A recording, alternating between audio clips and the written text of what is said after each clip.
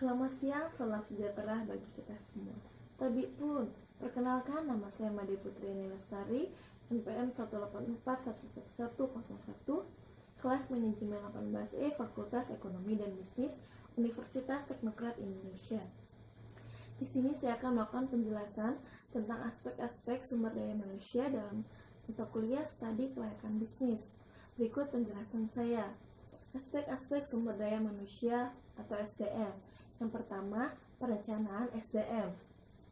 Kesuksesan dalam membangun sebuah bisnis tergantung pada tim yang solid dan efektif, yaitu manajer dan para tim-timnya.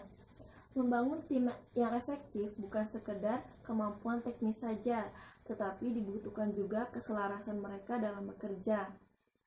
Yang kedua, yaitu analisis pekerjaan atau analisis jabatan.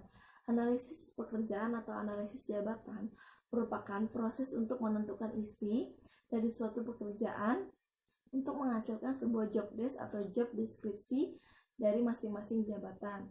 Perusahaan juga membutuhkan spesifikasi jabatan agar suatu pekerjaan dapat dikerjakan dengan orang yang tepat.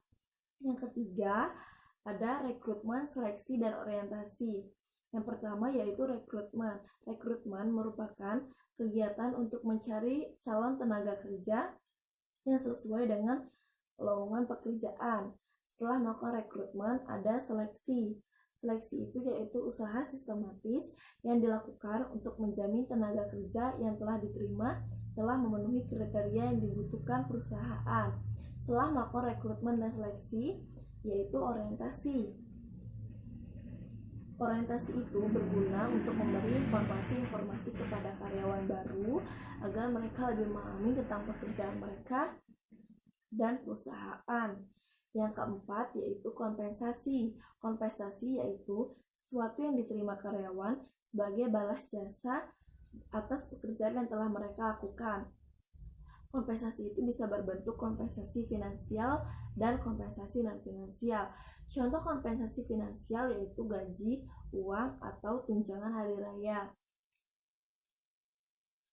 Selanjutnya yaitu kompensasi non-finansial, contohnya premi asuransi dan fasilitas karyawan. Perhitungan kompensasi dilakukan dengan klasifikasi sebagai berikut.